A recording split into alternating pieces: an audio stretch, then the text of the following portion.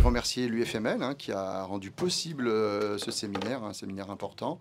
Puis après, ça me tient à cœur de remercier tous les membres du collectif qui ont œuvré et qui ont fait un énorme travail pour rendre possible en peu de temps cet important événement. Donc, rapidement, il y a Judy Lequeux, il y a Pauline Casta, il y a l'inépuisable Stéphane Tafani. Hein. Il est inépuisable. Frédéric Fro et puis Dominique Nicolai. Hein. Voilà. J'aimerais juste, en fait, très rapidement resituer un petit peu le séminaire d'aujourd'hui. Le séminaire, en fait, on est tous là parce qu'on partage un sentiment, c'est la préoccupation de nos conditions de travail, nous les libéraux, et de l'accès aux soins. C'est deux choses importantes. C'est ce qui a fait qu'on a créé un collectif, c'est ce qui a fait qu'aujourd'hui, on est tous là. La condition de travail et les conditions de travail des médecins libéraux sont intimement liées à l'accès aux soins. Et ça, je pense qu'il ne faut pas l'oublier. On travaille dans une convention médicale qui est un contrat hein, entre l'État et les médecins libéraux qui, en théorie, permet l'accès aux soins à tous. Hein, c'est le principe. Depuis quelques années, au cours des négociations conventionnelles qui se succèdent, les médecins libéraux acceptent des contraintes supplémentaires, une diminution de leur valorisation, de leur reconnaissance, tout ça parce qu'ils ont un souci de maintenir le système à flot et de le porter sur eux. Voilà.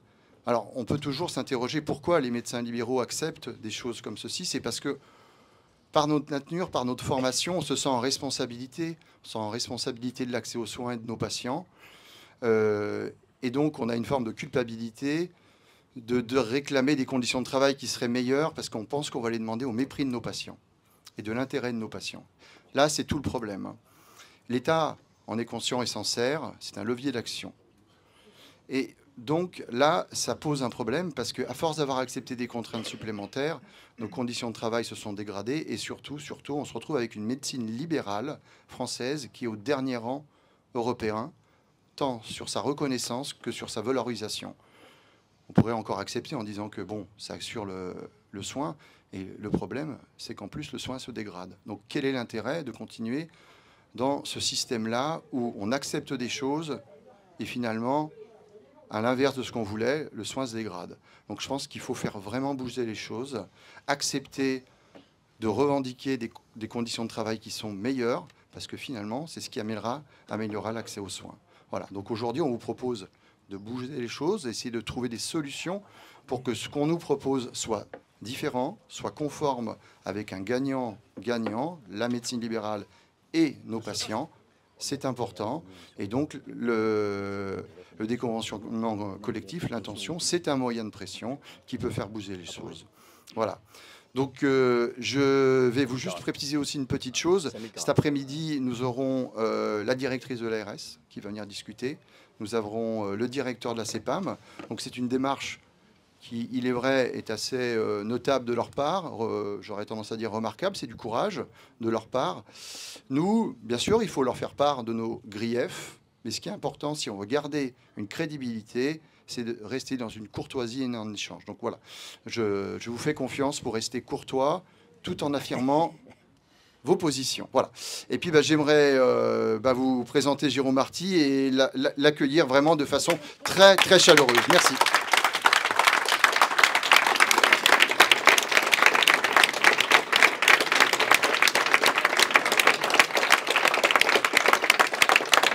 Merci à toutes et tous. Ça fait un an, 3 et 4 mars 2023, où on a eu ce projet un peu fou de lancer les assises des conventionnements collectifs. On était pris pour des joyeux dingues au départ. Et puis, comme toute action qui perdure, toute action qui est montée sur le temps, toute action qui est dans la bonne temporalité, on a fini par être pris au sérieux. Et aujourd'hui, journalistes et politiques s'accordent pour dire que cette action est non seulement crédible, mais elle est quasi rendue indispensable par les rapports que l'on peut avoir avec nos tutelles, les rapports que l'on a avec l'assurance maladie, les rapports que l'on a avec le gouvernement, les rapports que l'on a avec les ministres successifs, et Dieu sait qu'ils sont nombreux. Je vous rappelle qu'on en est au 7e ministre depuis le début de l'ère Macron, 4 sous Macron 2. Donc on en use, certains oseraient dire on en abuse presque des ministres. On est en Corse aujourd'hui. Et c'est une vraie fierté d'être ici. Vous savez que symboliquement, c'est extrêmement important. La Corse, c'est le premier territoire qui a été libéré de France en 1940, le premier. Et la Corse, c'est le symbole de la résistance, de tout temps. Donc cette action ici, ces assises du déconventionnement en Corse, un an après les assises nationales, ça a du sens, quoi. Ça a un vrai sens. Et donc les premières personnes que je veux remercier, c'est vous tous, pour l'engagement dont vous faites preuve depuis des mois, pour la façon dont vous avez hissé cette action et ce drapeau que vous avez porté on ne peut plus haut, qui est celui de la libération des médecins. Donc merci à tous d'abord.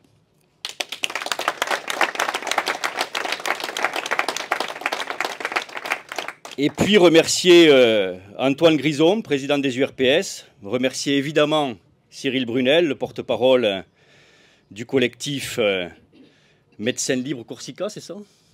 ML Corsica, pardon. Et puis remercier aussi Paul-André Colombani, je crois que c'est comme ça que vous dites, qui est député de Corse du Sud, qui porte votre action jusqu'à l'Assemblée nationale et qui régulièrement y fait référence et donc vous aide en quelque sorte à la porter au niveau national et tirer la manche des politiques qui nous regardent au plus haut. Et ça aussi, ça a du sens. Vous allez assister à la fois à des interventions en présentiel, comme on dit depuis la Covid, et puis des interventions online, des morceaux des assises du déconventionnement de mars 2023, et puis des intervenants qui vont venir devant vous, à la fois vous expliquer comment on vit le déconventionnement, et vous aurez des médecins donc, qui se sont déconventionnés de façon récente ou depuis plusieurs mois. Vous pourrez leur poser toutes les questions possibles, de façon à faire tomber tous les doutes s'il en subsiste. Et puis nous aurons des débats tout au long de la journée, évidemment une grande partie liée à vos problématiques personnelles, parce que la Corse a des problématiques personnelles, et cette action vise aussi à les mettre en avant et à ce qu'elles soient enfin reconnues par des tutelles qui, jusqu'à présent, ne veulent pas les reconnaître. On aura, Cyril Brunel l'a dit, ici, les représentants à la fois du gouvernement, le DGARS et des tutelles, la CEPAM. On aura un grand débat avec eux. On a des médias qui sont là. Il faut les remercier aussi. Et cette journée a toutes les conditions possibles pour être une réussite. Je tiens à remercier tout particulièrement aussi les autres syndicats qui sont là, qui montrent l'importance, encore une fois, de cette réunion. Je remercie Jean-Paul Hamon, qui est le président d'honneur de la FMF, qui est là.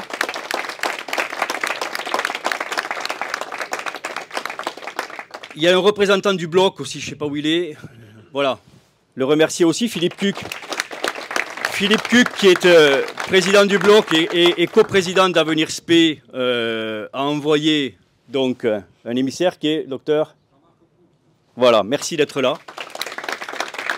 Et évidemment, remercier Mélanie Rica-Henry, qui est la présidente de Médecins pour Demain, qui est là et qui nous accompagne, comme le fait aussi Jean-Paul, puisque la FMF fait partie intégrante de l'action des conventionnements collectifs comme Médecins pour Demain. Merci à toutes et tous et bonne assise du déconventionnement corse. Alors, comme l'a dit Jérôme, je suis doublement content d'être ici, parce que la moitié de mes gènes viennent de Santa Lucia di Mercurio, à côté de Tralonc.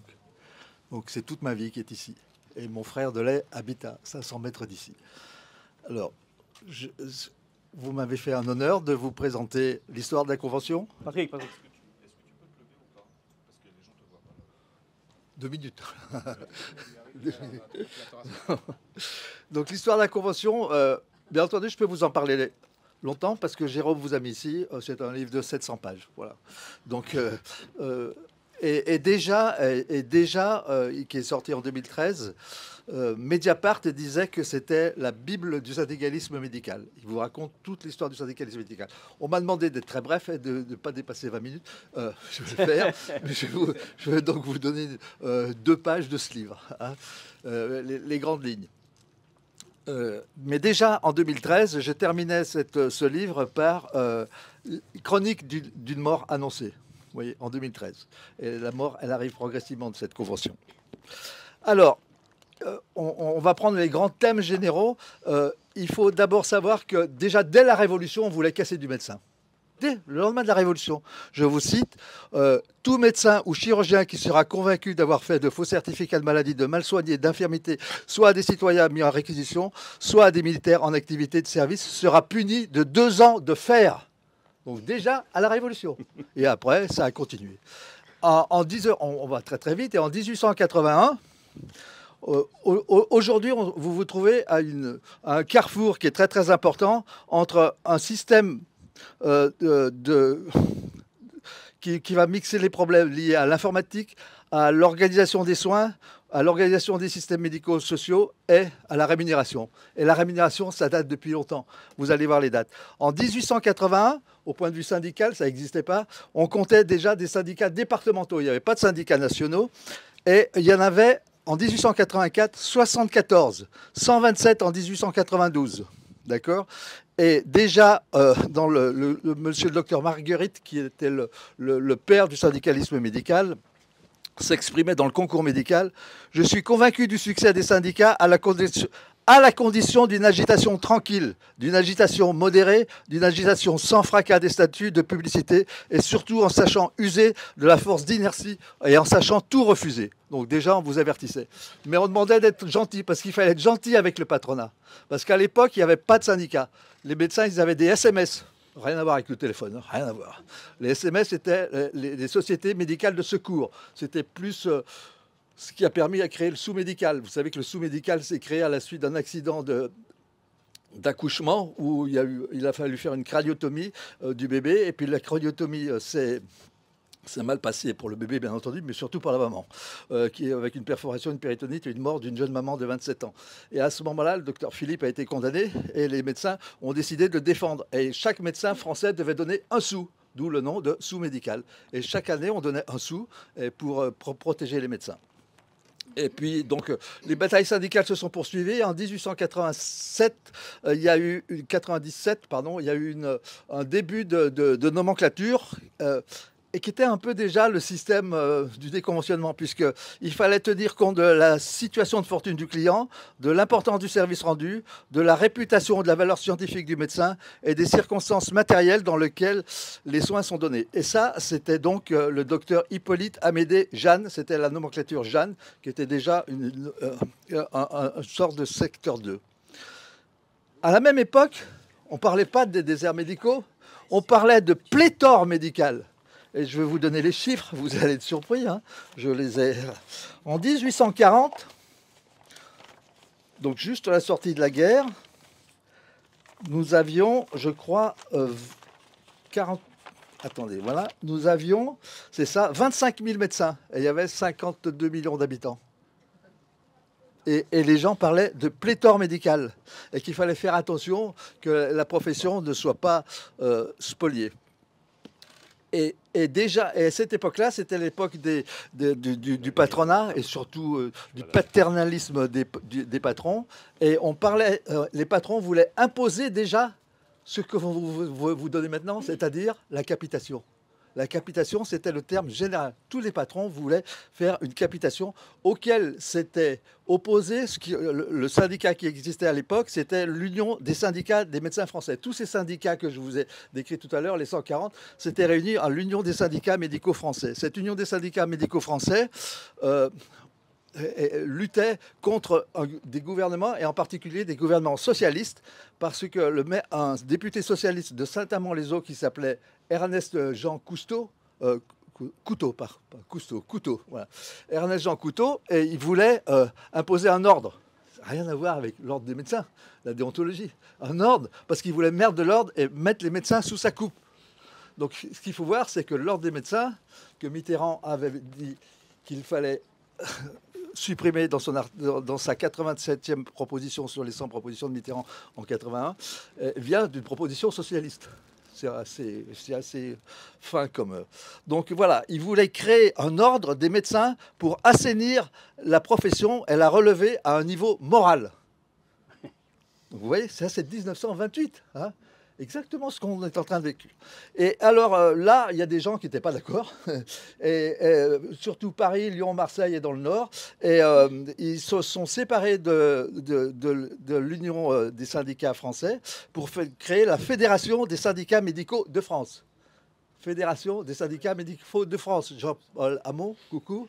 Tu vois ce que c'est? Voilà. Hein, c'est là qu'ils sont nés. Voilà. Jean-Paul y était déjà. Jean-Paul y était déjà. Voilà. C'est donc l'ancêtre de la FMF. Hein. Ils sont partis un petit moment et puis après ils sont revenus. Alors c'est marrant parce qu'il y a un ministre du Travail qui voulait encore taper du médecin le 5 avril 1928, qui était ministre de l'Hygiène et de la... Il n'y avait pas de ministre de la Santé, c'était le ministre de l'Hygiène.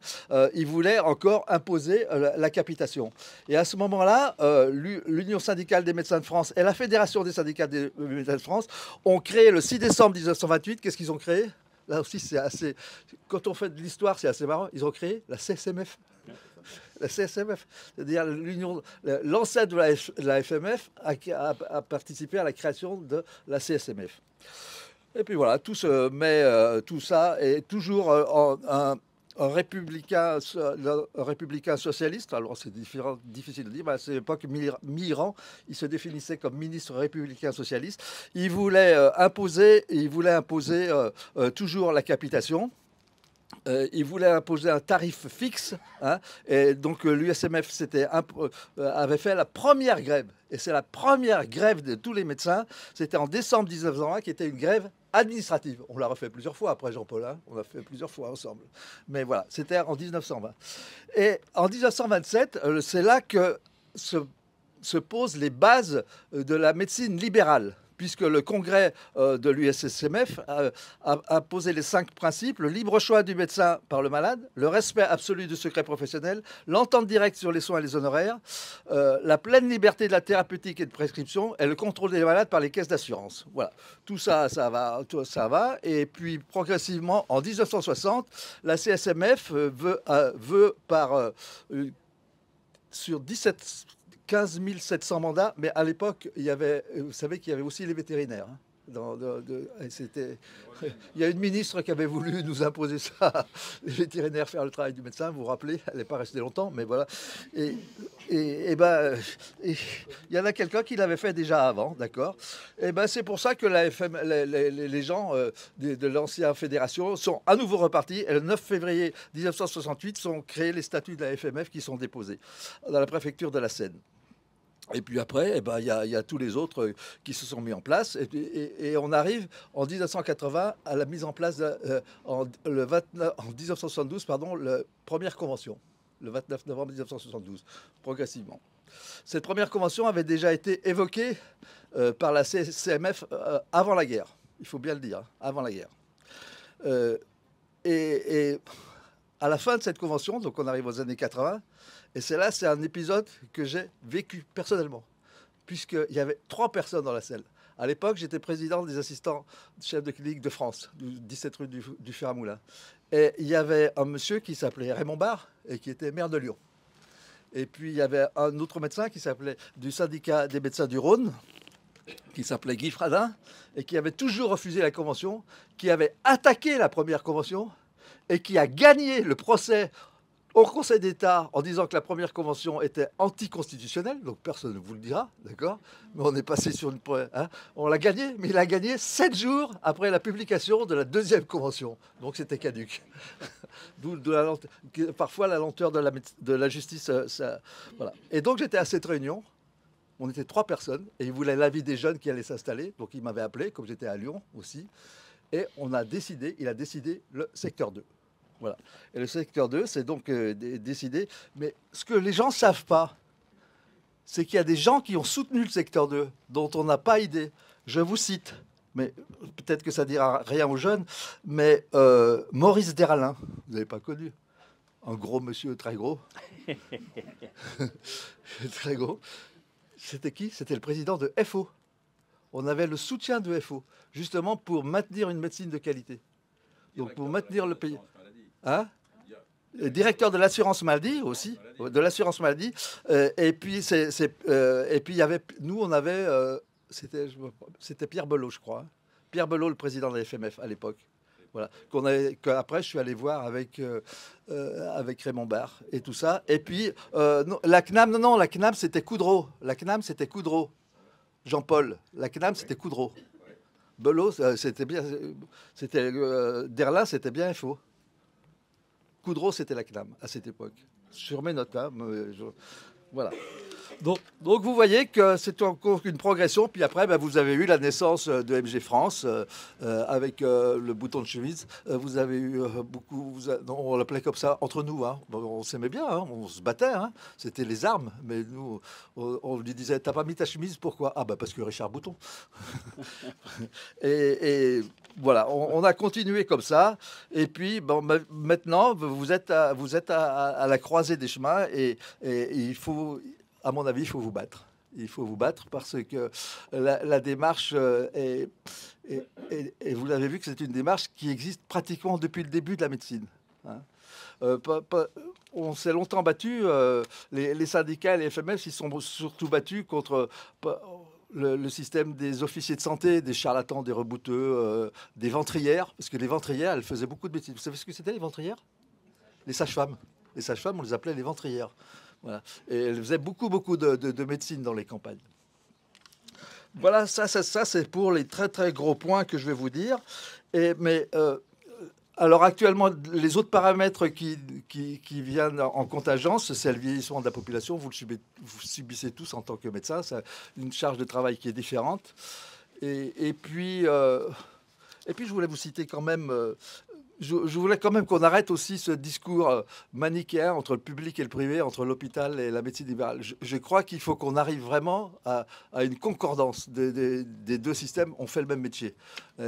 Moi qui ai fait le même, parce que j'étais UPH à Saint-Etienne, puis après j'ai démissionné pour être dans le libéral, on fait le même métier, on aime la médecine, on fait de la médecine avec un grand M. On ne fait pas des secteurs différents. On peut discuter sur certains aspects, comme le privé à l'hôpital, comme des choses comme ça qui sont, à mon avis, moi j'ai quitté l'hôpital parce que vous voulez que je fasse du privé à l'hôpital et je pense que l'hôpital ne doit pas faire de privé. Donc le caractère où on dit d'un côté ils sont fainéants, ils font rien, de l'autre côté ils travaillent beaucoup, bon, c'est fini ça, on travaille tous pour faire de la médecine. Mais je voulais quand même vous citer une parole d'un député de Lyon et d'un ministre qui s'appelait Georges Cabanis le 10 mars 1803 à partir des déserts médicaux. Je vous ai dit que les déserts médicaux, j'aime pas ce terme. Je préfère qu'on parle de zones sous-densifiées. Il n'y a pas de déserts médicaux. Vous avez vu qu'avec 17 000 médecins, on parlait de pléthore médical. On est 220 000 maintenant. Alors, donc, on est 220 000 et 66 millions, je crois. Donc, et avant, vous aviez 17 000 pour 50 millions. Donc, il n'y a pas la pléthore médicale. Elle n'existait pas à l'époque. Et pourtant, les gens se battaient. Donc, je vous cite, c'est parce que c'est très important. Lorsque des hommes ont fait de grands sacrifices pour leur éducation et qu'ils ont acquis une connaissance profonde de la médecine, il est injuste et difficile de les obliger à enfouir leur talent dans les campagnes et à ne pas être rémunérés pour ce travail. 10 mars 1803. Il faudrait le rappeler à nos ministres. Voilà, donc moi je vais m'arrêter là parce qu'autrement je peux vous parler 4, 5 heures, 10 heures si vous voulez. Si vous voulez quelques questions, je peux un peu répondre. Vous pouvez avoir mon livre encore quand il y en a encore parce que ce livre a été publié à compte d'auteur. J'en ai amené quelques-uns ici et autrement je vais si vous voulez, vous venez me voir et je vous dis comment pour avoir les derniers qui me restent. Voilà. Merci.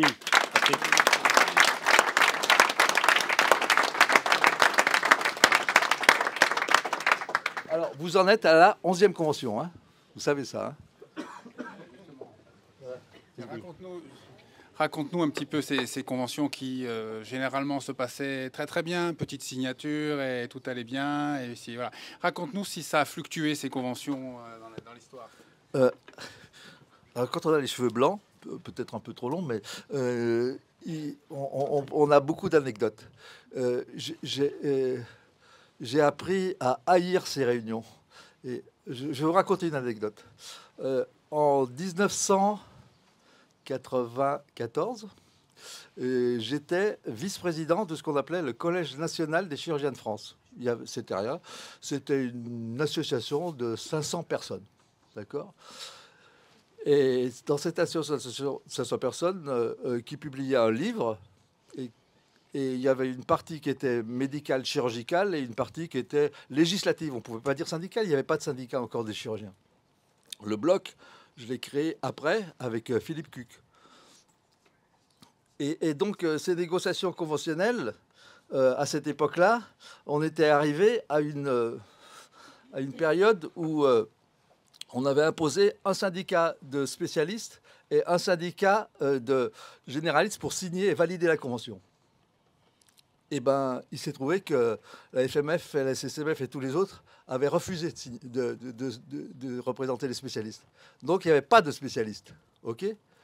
Alors, qu'est-ce qu'il y a ? Un jour, à Paris, à notre adresse du collège, on voit arriver un monsieur qui était inspecteur général de l'IGAS. D'accord ? Inspecteur général. Il est venu. Il y avait des valises. Dans des valises, vous imaginez bien ce qu'il y avait. Il y avait 3 valises. Secrétaire général, vice-président, président. Et puis, dans ces valises, il y avait donc une pour le... Je ne vais pas citer des noms parce qu'ils sont dans le livre de toute façon. Donc, et je ne suis pas en prison. Peut-être, mais je pense que je suis fort clos maintenant. Mais, et là, on nous a demandé... C'était tout fait par des réseaux sous-jacents. Quand ils sont venus, c'était déjà pratiquement tout fait. Et on nous a demandé les listes. Et on avait, oui, des cotisants, mais... plus des sympathisants que des cotisants. C'était un peu au doigt mouillé, quoi. Et au doigt mouillé, on avait à peu près entre 500 et 600 personnes régulières. Eh bien, en acceptant les valises, je vous cite tout de suite, hein, il y en a 2 qui sont partis, il y en a une qui est restée. Vous voyez bien laquelle qui est restée. Hein. D'accord ? Moi, je ne l'ai pas prise. Voilà. Et ben, dans ces valises, il y avait quand même à l'époque quelque chose qui était sonnant et trébuchant de façon importante. Et 15 jours après, ben, on a vu arriver un syndicat certifié de 3500 personnes, un listing, on ne sait pas où ils allaient trouver, hein, et qui s'appelait l'UCCSF, l'Union du Collège des syndicats spécialistes français. Voilà comment on crée un syndicat en 15 jours, pour pouvoir signer une convention. Mais tout ça, c'est raconté. Hein. Je peux vous dire aussi comment on casse une grève. J'ai été l'organisateur de la grande grève de 1983, où on a mis quand même 17 000 internes et assistants chefs de clinique sur le chapiteau château de Vincennes, d'accord. Mais le soir, exactement, je peux vous dire, c'était 23h45. On voit des gens arriver dans nos chambres, on était 7, les 7 dirigeants, et des gens, vous savez, avec des petits trucs dans les oreilles, et des fils comme ça. Hein. Et puis hop, on était tous en face de Mauroy et des autres. Et puis, on a proposé des postes à des gens. Et puis le lendemain matin, avec ce qu'on appelait les grands sages, dont Jean Bernard, on a arrêté la grève. Parce que... la grande majorité des dirigeants avaient accepté leur nomination, et puis les autres, comme moi, on a attendu la nomination. Merci. Donc, les négociations conventionnelles, j'y crois pas beaucoup. Tout est décidé avant. Voilà, donc maintenant, on va passer à des premiers témoignages avec Franck Chaumeil sur pourquoi j'ai quitté la France. Pourquoi j'ai quitté la France pour exercer en Suisse. Voilà, merci à lui, je lui passe la parole. Merci Cyril. Alors bonjour, je m'appelle Franck Chaumeil, j'ai 47 ans, je suis médecin généraliste de formation, diplômé de la fac de Bordeaux en 2007, et puis je me suis installé en 2009 dans la banlieue bordelaise. Donc ça s'est bien passé. Je suis installé actuellement dans le canton du Valais, en Suisse romande, donc c'est la partie francophone de la Suisse. Puis canton du Valais, quand j'y suis arrivé, on m'a présenté ça en me disant que c'était l'équivalent de la Corse au niveau de la Suisse. Donc c'est un canton qui est assez rural, effectivement montagneux, où les gens ont un caractère authentique, et une fois que vous êtes arrivé et qu'ils vous ont accueilli, vous avez leur fidélité, et c'est vraiment très agréable de les soigner. Alors tu peux passer, Joël. Donc pourquoi, après 10 ans d'installation, j'ai quitté la France? Alors ça marche pas. Il marche pas.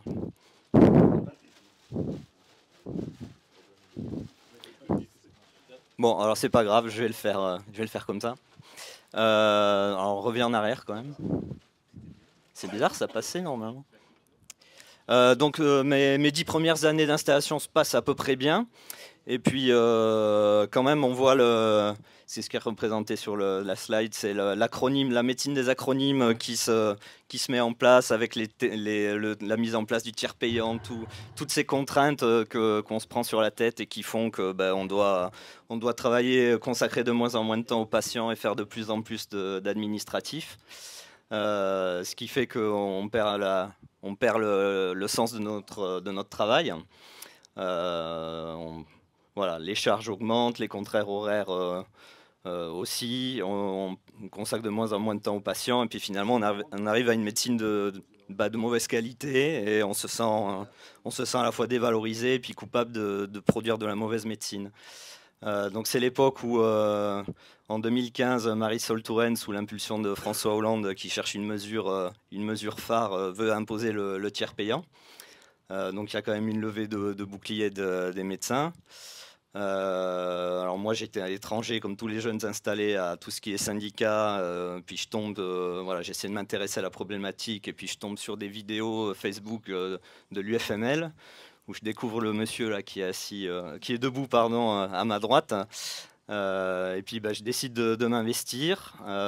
Donc c'est aussi l'époque où les comélies se mettent en place. Donc je crée une comélie en Gironde, ça se passe bien. On rencontre pas mal de politiques, dont Alain Juppé, qui était à l'époque pressenti pour gagner la présidentielle. Et puis on lui expose les problématiques. Et puis tout ce qu'il trouve à dire à la fin, c'est qu'il va mettre en place la télémédecine et les maisons de santé, et que ça va résoudre les problèmes, plutôt que de renforcer l'attractivité de la médecine libérale. Bon, évidemment, après, la convention est aussi signée. Bon, moi, ce qui m'a personnellement mis un coup. Donc j'ai décidé de regarder si l'herbe n'était pas plus verte ailleurs. Donc avec certains médecins de l'UFML dans laquelle je m'étais investi, je suis devenu vice-président, on a créé le syndicat à la suite de la signature de la convention. Ce qui a permis après de faire bouger les lignes, puisque maintenant les conventions sont beaucoup plus difficiles à signer, et puis il y a quand même une unité syndicale qui s'est mise en place pour plus signer n'importe quoi. Et donc je décide avec des médecins de l'UFML de partir à Londres où il y a une clinique qui se met en place avec des médecins français qui vont consulter à tour de rôle pour assurer une permanence médicale. Bon, le truc a un peu périclité parce qu'il n'y a pas eu assez d'investissement des médecins, donc il n'y avait pas une présence continue. Et puis j'avais la Suisse en plan B, ce qui fait qu'après, voilà, je suis arrivé en Suisse. Voilà à peu près mon parcours. Alors, quelle est la place de la médecine libérale en Suisse? Non, parce que si tu agrandis, tu perds les infos. Donc la Suisse est un pays de 8 millions et demi d'habitants qui a un système public-privé avec un système conventionnel qui est négocié entre les sociétés de médecine, les représentants des assurances et puis l'administration. Donc c'est un système conventionnel mais qui marche. Tous les patients en Suisse sont tenus de s'assurer auprès d'une assurance privée. Donc il n'y a pas d'assurance unique comme on peut l'avoir en France. Il y a donc une assurance de base et des complémentaires qui assurent tout le monde, quel que soit leur revenu. La chose qui varie, c'est qu'il y a une franchise pour chaque patient qui varie en fonction de ses cotisations entre 300 et 2500 francs. Alors 1 franc et 1 euro, c'est pareil. Il y a une parité franc-euro actuellement. Donc les chiffres que je vous donnerai en France, c'est les mêmes en euros. Il n'y a pas besoin de convertir. Donc ce qui fait que même avec ce système de franchise, il n'y a pas de renoncement aux soins et les patients sont responsabilisés. Ils ne vont pas venir vous consulter parce qu'ils ont un rhume depuis 3 jours ou parce qu'ils veulent le certificat pour le gamin pour qu'il ne paye pas la cantine. Ça n'existe pas. Après, il y a une densité en Suisse par habitant de médecins qui est un peu plus grande qu'en France. Alors, on ne voit pas sur le tableau, mais en termes de coûts, la Suisse dépense moins pour la médecine de ville. Donc, ce qui fait que on a des honoraires plus élevés, mais c'est pas parce que les honoraires des médecins sont plus élevés que les dépenses de ville sont plus élevées. Alors, tu peux passer, Joël. Ah, t'es bloqué. Il y a rien. Bon, alors quelques stats, voilà, il y a 40 000 médecins, une parité homme-femme 55-45%. Donc la Suisse, il faut savoir, ne forme pas assez de médecins pour ses besoins, donc il y a quand même une main-d'œuvre étrangère de médecins assez importante. Donc c'est plutôt les Allemands qui sont les plus nombreux, là, 7800 en deuxième position, c'est les Italiens, puis les Français arrivent troisième avec 1000 médecins français installés en Suisse. Et la spécialité la plus représentée, c'est la médecine générale, avec aussi une population vieillissante quand même de médecins. Donc, bon, tu peux passer. Alors, on va rentrer dans le nerf. Ouais, mais je vais le dire à l'oral. Combien ça gagne un médecin en Suisse, un médecin généraliste, donc pour un temps complet? Moi, j'avais demandé à mon comptable suisse de me calculer à peu près en fonction de mon âge et de mon statut de médecin étranger, voilà, quels étaient les salaires que je pouvais envisager, puisque bon, je suis salarié de ma propre société, donc c'est moi qui me verse un salaire avec mes honoraires. Donc grosso modo, le salaire d'un médecin de mon âge, c'est à peu près 12 000 francs, donc 12 000 euros, ce qui choque personne en Suisse, en sachant que bon, les prix en Suisse sont un peu plus élevés aussi qu'en France, mais on s'en tire quand même beaucoup mieux. Alors tu peux zapper. Qu'est-ce qui est le plus surprenant pour toi? Alors c'est la découverte du système TARMED, donc c'est une tarification en Suisse qui est liée au temps et à la complexité. Donc plus vous passez de temps, plus vous faites d'actes complexes avec le patient, plus vous pouvez facturer au patient ou à son assurance d'honoraires. Donc je vous disais, le TARMED a été négocié entre les représentants des médecins, les assureurs et puis l'administration. C'est assez complexe, ouais. Il y a 4600 positions, mais bon, pour les médecins généralistes, il n'y en a pas autant, pareil pour certains spécialistes. Et donc ça permet de valoriser la complexité et puis le temps passé. Donc le respect, je vous en ai parlé, effectivement, on ne vient pas chez le médecin pour n'importe quoi, on est content qu'il soit là. Les médecins suisses limitent le nombre de patients. Il y a beaucoup de patients qui retrouvent pas de médecin. Donc moi, quand je suis arrivé, j'étais assez étonné en me disant vous prenez des nouveaux patients, docteur, comment ça se fait? Oui, j'ai dit je refuse pas les gens. Si on a besoin de moi, je suis là. Puis les franchises, voilà, je vous en ai parlé. C'est quand même quelque chose d'inédit, mais qui permet quand même de responsabiliser les gens. Alors, mon exercice actuel, j'ai retrouvé du plaisir à travailler. Effectivement, je fais moins d'actes par jour, mais de la médecine de meilleure qualité.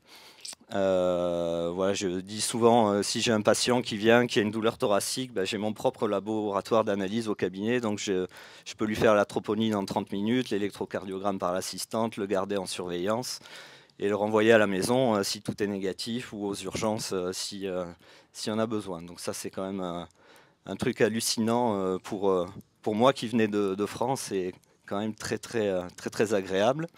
Donc il y a 0 forfait en Suisse, tout est payé à l'acte, donc avec des honoraires qui permettent d'avoir des salariés. Moi j'ai 2 assistantes, donc un laboratoire à mon cabinet où je fais de la biologie de base, la radiologie aussi. On peut travailler, on peut faire une journée à l'hôpital ou en clinique, il n'y a pas de problème. Le travail administratif est rémunéré. Vous faites un courrier à un spécialiste, vous le facturez.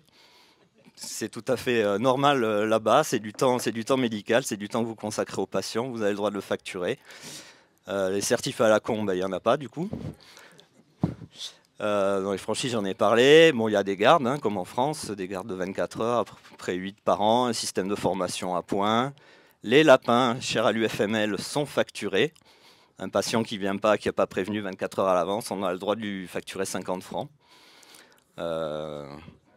Les seuls qui râlent, je ne vous cache pas, c'est certains patients français que j'ai, mais c'est à peu près les seuls. Voilà. Culturellement, ça ne leur pose pas de problème aux Suisses. On peut facturer des attelles, les vaccins, certains médicaments, mais ça c'est plutôt dans les cantons alémaniques où ils font ce qu'ils appellent la propharmacie. c'est pareil, on s'entend bien. Il y a une bonne communication à la fois ville-hôpital et médecins paramédicaux. Voilà, il y a un système de suicide assisté aussi, ça c'est un peu anecdotique, mais ça existe. Bon, c'est très encadré aussi en Suisse. Quelles difficultés as-tu rencontrées? C'était moi, une fois que j'avais décidé de m'expatrier, voilà. C'était pas possible de se déconventionner en exerçant près de Bordeaux à l'époque. Ça a peut-être changé maintenant. Donc mon déconventionnement, je l'ai fait en m'expatriant. Il a fallu convaincre la famille. Alors ma femme, qui a à peu près les mêmes idées que moi, qui est orthoptiste et qui avait aussi été matraquée de paperasse par la Sécu, elle m'a suivi. C'était plutôt mes enfants. J'avais une ado de 14 ans à l'époque. Ça a été un peu dur de la déraciner. Mais maintenant, elle est très contente où elle est. Et voilà, moi je dis, si c'était à refaire, je me base justement sur l'expérience que j'ai avec mes enfants. C'est que quand ma fille me voyait rentrer à la maison le soir, quand elle me voyait rentrer, j'étais courbé et elle disait jamais je ferai médecine. Et puis maintenant que je suis installé en Suisse depuis 5 ans, elle va être ophtalmo. Donc là, on va passer avec Francesco Susarini. Donc moi, déjà, première chose, l'Assemblée est un peu, je dirais, hétérogène, avec différentes sensibilités, mais le collectif, c'est sa force, c'est de rassembler. Et Francesco Susarini, voilà, partage des convictions communes. Après, il en a d'autres qui sont proches des nôtres, mais vraiment, on s'apprécie énormément et je suis très heureux qu'il soit là. Et donc, il va nous faire une très belle présentation sur les contraintes et la spécificité de l'exercice de la médecine libérale en Corse. Merci. Alors, je suis Francesco Suzarini. Je vais vous présenter quelques diapositives sur les contraintes et les spécificités de l'exercice de la médecine libérale en Corse. Alors déjà, pourquoi être présent aujourd'hui? Alors, à titre personnel, parce que je suis médecin généraliste dans le rural. Je suis un acteur de terrain comme finalement vous tous, hein, la plupart d'entre vous. Mais aussi parce que je suis élu à l'URPS de Corse, que je fais partie de vos représentants, donc à la fois à l'URPS, à la fois sur la liste de la CSMF, qui n'a pas été citée tout à l'heure, mais nous avons participé activement à ce travail d'identification des problématiques que l'on rencontrait sur notre territoire. Donc ça, c'était vraiment très, très important pour nous d'être présents sur cette réflexion-là. Alors, sur pourquoi encore être présent aujourd'hui? Parce que finalement, ça part d'une conscience collective, d'un point de rupture entre ce qui était proposé comme finalement la caisse nationale, le médecin et le patient. Une convention qui était censée être équilibrée. Aujourd'hui, cet équilibre, il est rompu. D'abord parce que pour le médecin, la valorisation de notre travail ne prend pas en compte les difficultés auxquelles on est confronté à la fois sur le territoire national, mais plus spécifiquement sur notre territoire corse et insulaire, mais aussi pour le patient. Et c'est là un point pour l'instant qui n'a pas encore été évoqué. Je suis certain que ça le sera tout à l'heure. Donc il y a une inégalité d'accès aux soins sur notre territoire plus qu'ailleurs. Et c'est pour ça que donc notre implication est pleine et entière sur ce travail-là. Donc la Corse présente de nombreuses particularités et la rend unique. Alors vous le savez, hein, la Corse, c'est la région la plus belle de France et du monde. Hein. Voilà.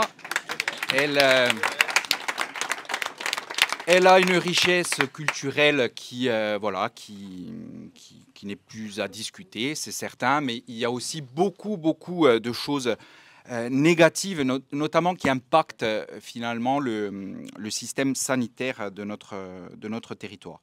Alors, le premier red flag, le premier drapeau rouge, carton rouge, qu'on retrouve, c'est la démographie. Alors, la démographie, c'est la population qui est la plus vieillissante, en tout cas qui vieillit le plus rapidement du territoire.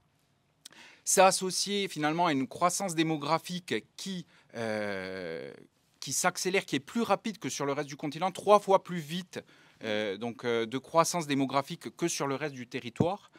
Et ce n'est pas le solde, naturel qui fait grimper en fait, le nombre de personnes, c'est surtout le solde migratoire qui est positif et qui est constitué principalement de personnes âgées. Ce sont des seniors qui arrivent en Corse et donc avec leurs problèmes de santé et avec leur âge. Donc 5000 personnes par an. Il faut comprendre aussi que la Corse, elle est faiblement dense en termes de population et qu'il y a 2 grandes zones urbaines qui sont Bastia et Ajaccio, mais que le reste du territoire, il est peuplé, mais très faiblement. Donc ça rend l'accès aux soins extrêmement difficile, comme le reste de l'accès aux services publics. Et paradoxalement, il y a un flux touristique qui est colossal. Donc c'est 10 fois la population annuelle qui est reçue la population habituelle qui est reçue annuellement en Corse. Pour avoir un ordre d'idée, la région la plus touristique de France aujourd'hui, c'est la Nouvelle-Aquitaine. Elle reçoit sur son territoire 5 fois sa population. Donc c'est des chiffres qui sont colossaux. Et ça a un impact parce qu'aujourd'hui, les indicateurs qui sont mis en avant par les analyses des institutions ne prennent pas en compte ces flux touristiques et ce qui est pris en compte, c'est la population locale, donc 360 000 habitants par an. Donc les densités médicales, elles sont faussées. Donc les densités médicales faussées et bien évidemment les infrastructures qui sont développées en Corse sont calculées à partir de ce chiffre-là. Concernant justement les infrastructures, c'est le deuxième red flag, le deuxième drapeau rouge qui se cumule au précédent. Il faut quand même mentionner que la Corse est la seule région à ne pas avoir de CHU. Alors, ne pas avoir de CHU, c'est ne pas former d'étudiants sur son territoire, c'est ne pas favoriser la recherche clinique, ne pas favoriser tout simplement la recherche fondamentale. Et enfin, c'est surtout ne pas créer une dynamique autour des métiers du soin. Donc, c'est quand même quelque chose d'assez flagrant. Et on a aujourd'hui, finalement, une différence négative sur l'attractivité par rapport à cette absence de CHU. Il y a des charges de nos cabinets qui sont beaucoup plus élevées que sur le continent et que dans les dom-toms. Nous sommes la première région au niveau du palmarès des charges de nos cabinets. La géographie, bien sûr, elle est montagneuse avec des infrastructures routières qui sont complètement inadaptées. Et enfin, le troisième red flag qui finalement associe, en fait, et cumule toutes les autres, on va dire, les autres spécificités et qui les acutise, c'est l'insularité, puisqu'elle limite toutes ces problématiques sur un territoire qui est défini par la géographie. Nous sommes entourés d'eau. Donc, par définition, nous dépendons de notre propre offre médicale. Enfin, quoique, vous verrez plus tard. Les conséquences, évidemment, sur la pratique de notre médecine, c'est un surinvestissement de la part des médecins libéraux qui sont installés sur l'île. Il faut savoir que nous avons une part plus importante dans nos patientèles de personnes âgées et on le retrouve également au niveau des actes. Donc, il y a plus d'actes qui sont réalisés vers les personnes âgées et vers les soins à domicile. J'ai oublié tout à l'heure, au niveau des infrastructures, de mentionner le fait que nous sommes la région qui a le moins de patients institutionnalisés parce que tout simplement, nous avons le moins de places en EHPAD, 3 fois moins que sur que le niveau national. C'est à la fois lié peut-être culturellement à la dévotion que nous dédions à nos aînés, mais aujourd'hui, les aînés sont des aînés et nous n'avons plus cette possibilité-là, en tout cas, de la maintenir comme ça l'a été jusqu'à aujourd'hui. Et il y a la précarité. La Corse, c'est la région la plus précaire de France. Donc, tout coule de source.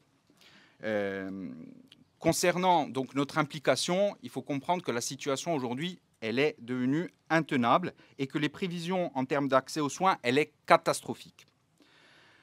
Puisque le renouvellement des anciennes générations ne se fait pas comme ailleurs. Il y a très peu de médecins qui rentrent s'installer en Corse et qui sont jeunes. Au niveau de l'impact, bien sûr, sur nos conditions d'exercice, il est colossal. Et au niveau des complexités des situations à gérer, on se retrouve avec des situations qui sont de plus en plus complexes, avec des médecins généralistes qui doivent se surspécialiser. Une absence de certaines spécialités sur le territoire, ça devient extrêmement difficile.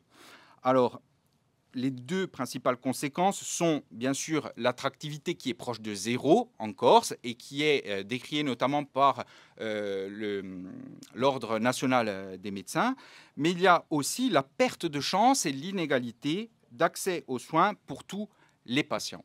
Voilà. Donc j'ai essayé d'être le plus synthétique possible. Vous avez un document qui a été rédigé par l'ensemble des médecins libéraux du collectif et qui est une analyse plus précise des données que je vous donne aujourd'hui. Après, il faut avoir aussi conscience, je vais vous donner mon sentiment personnel sur le déconventionnement qui n'est pour moi pas la voie à suivre. Cependant, je suis extrêmement attaché, et la CSMF aussi, au respect des libertés individuelles et qu'il faut s'informer sur toutes les possibilités d'exercice qui s'offrent à nous aujourd'hui parce que la Convention, c'est un combat de tous les jours, ce n'est pas terminé, mais il faudra quand même être vigilant sur les risques des déconventionnements massifs, notamment sur la population corse qui est précaire.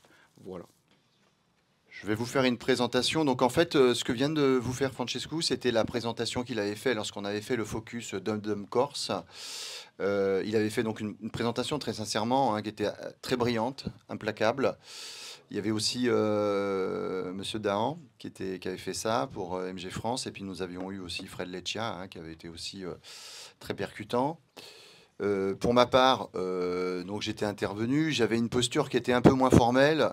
Alors, sans mauvais jeu de mots, une position un peu moins conventionnelle.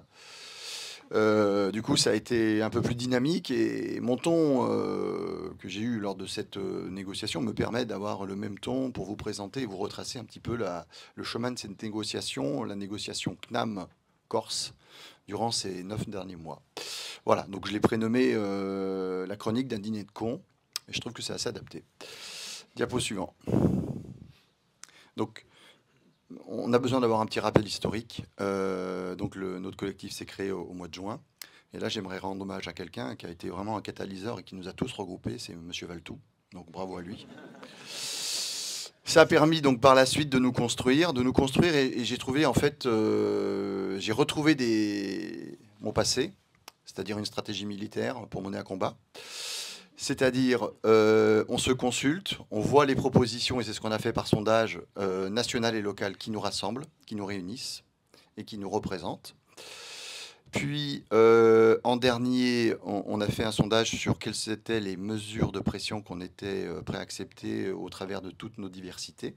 Ça, c'était nos armes. Et puis on avait un point de mire, on avait un target. C'était l'invitation qu'on avait lancée à l'ARS et à la CEPAM. Je crois que c'était le 20 septembre. C'était très intéressant, on les a conviés. Et j'avoue que pour comprendre un petit peu l'état d'esprit, c'est mon associé qui a eu le mot parfait en introduction qui leur a dit, écoutez, on est content parce qu'on va pouvoir mettre en place avec vous une collaboration, mais qu'on va qualifier de conflictuelle. Donc le d'accord était très bien planté, c'était parfait. On leur a donc soumis nos propositions. Ils ont donc eu la délicatesse de nous répondre 15 jours après, en balayant nos propositions qui manquaient de maturité. Et ils nous ont proposé de faire un effort de pédagogie avec nous, pour qu'on comprenne que leur position et leur solution étaient vraiment tout à fait idéales. C'était un peu con, quoi. Donc là, le premier mot de con était apparu. Mais c'était prévu, donc on a mis en place des mesures de pression, un rapport de force, et la CEPAM est revenue vers nous. Donc nous a proposé un entretien avec la CNAM, parce que ça chauffait un peu avec la caisse, et là on a eu un avant-goût. Slide suivant. Donc le dîner con se profilait, tout doucement. Donc on a, avec Francesco et Don Louis, on a eu donc une petite réunion avec la caisse nationale, le directeur des soins et le médecin.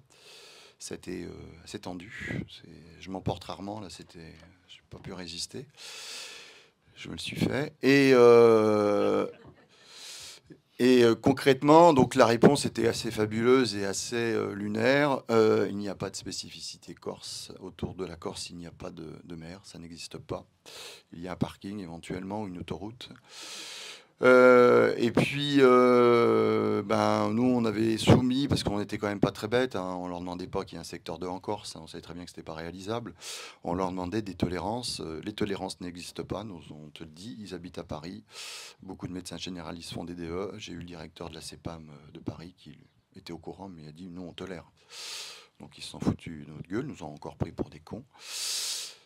Donc, 10 minutes après l'entretien qui s'est clôturé un peu difficilement, un rappel de la CEPAM. Oui, faut pas le prendre comme ça. Ça s'est bien passé, je trouve. Oui, bien sûr. Donc, nous vous propose, on a une fenêtre de tir. Ils vont nous proposer a priori, c'est déjà prévu, une petite revalorisation de la visite à domicile et des indemnités kilométriques. Il faut s'engouffrer là-dessus. Bon, nous, franchement, ça sentait le traquenard à plein nez. Refus. Blackout. Plus de nouvelles, enfin, à notre niveau, hein, c'était hors de question. Et puis, ils étaient embêtés qu'on ne donne pas suite, parce que quand même, on continuait les mesures de pression. Et là, courageusement, la directrice de l'ARS m'a pas réécrit et est passée par Antoine Grisoni pour dire ce serait bien, parce qu'il y a une ouverture. Le directeur de la CEPAM est passé par Francesco pour dire c'est dommage. Donc, on s'est réunis, on a dit qu'est-ce qu'on fait ? Qu'est-ce qu'on fait ? On nous sollicite et puis on a décidé de passer par une voie très classique au sein du système. On s'est dit, bon, on va être force de proposition, on va respecter un temps, comme ça on ne pourra rien nous reprocher. Donc on s'est dit, être force de proposition dans le cadre conventionnel. On a rajoué le jeu, on ne pourra pas nous le reprocher. Donc le slide suivant. Donc au mois de novembre, on nous a un petit peu occupés, on nous a mis un petit os à ronger. Cela dit, c'était intéressant, j'avoue. On a fait un travail en collaboration avec les deux CEPAM qui ont joué le jeu. Voilà, moi, il n'y a aucun problème. Quand les gens jouent le jeu, je le dis. Je ne suis pas un rebelle pour tout. Donc, on a fait, je trouve, un travail qui était intéressant parce qu'on a fait l'état des lieux que vous a un petit peu retracé Francesco. Voilà. Après, on est passé à une étape 2, c'est faire des propositions. Je crois que c'est important.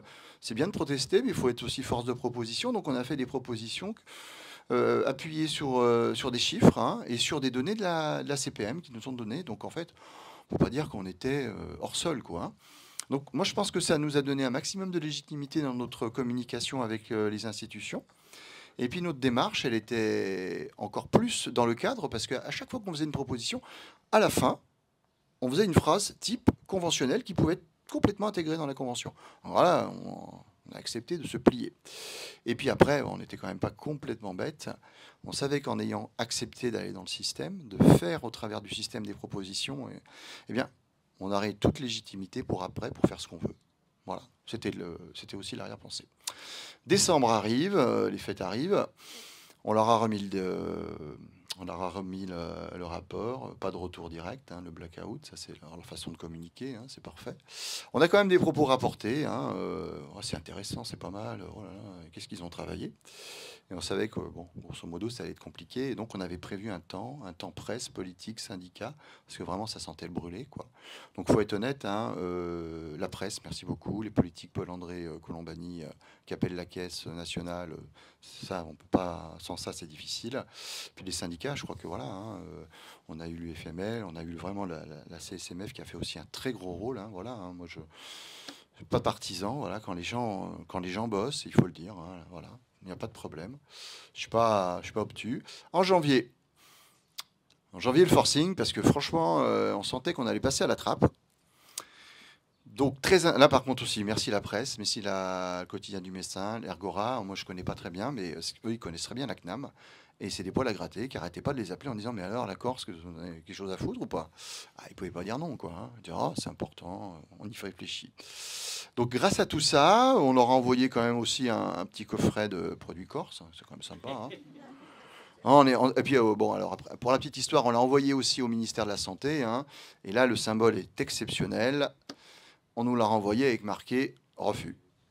Voilà, le dialogue est instauré. Voilà, donc, à force de persuasion, nos syndicats, tu l'avais dit, Jérôme, lors du focus, il a dit, Franck de Wilder a demandé à ce qu'il il y ait un focus Dom-Tom Corse. Les autres syndicats ont beaucoup appuyé, il n'y a eu aucun problème là-dessus. Et merci encore. Et puis est apparu le focus Dom-Tom Corse. Et puis on m'a appelé, on m'a dit, ouais, vous comprenez, la Corse, non, c'est pas possible. À la rigueur, on fera une petite réunion dans une salle, nous tout seuls, pour en discuter. Mais on va quand même pas afficher qu'on... Voilà. Encore un peu de pression et apparaît focus Dom-Tom Corse le 30 janvier. Donc nous, j'avoue qu'on était contents, méfiants mais contents. Et puis on était invités au banquet. C'était un banquet. Donc en fait, c'était pas vraiment un dîner de con, c'était carrément un banquet. C'était sympa. On avait une autre dimension. Donc on a participé au focus et pour moi, c'était l'occasion de découvrir une négociation conventionnelle. Hein. J'étais naïf, hein, je ne savais pas comment ça se passait. Une belle écoute attentive. Vous pouvez dire tout ce que vous voulez. Ah, ils sont très posés, ils ne branchent pas. J'avais dit à Fred Leccia, j'ai dit, putain, pose la question, nos propositions, qu'est-ce qu'ils en pensent, quoi. Vos propositions, on ne peut rien dire. Vous avez un avis? Voilà. Et surtout, moi, ce qui m'a choqué, c'est aucun mot, aucune attitude qui accuse réception des problématiques soumises. Pas un mot, parce qu'on peut jouer, enfin, je veux dire, ils peuvent jouer les politiques en disant, vraiment en ayant une oreille attentive et puis en pensant, on s'en fout, quoi. Même pas. Même pas. Et quand j'ai vu la Guyane qui parlait, je peux vous dire, c'est scandaleux de ne pas avoir un mot moins pour la Guyane en disant, en effet, vous avez une situation dramatique. Et il faut qu'on s'y interroge et on va porter le dossier pour vous. Non, rien à foutre. Donc pour moi, c'était la définition de écouter sans entendre.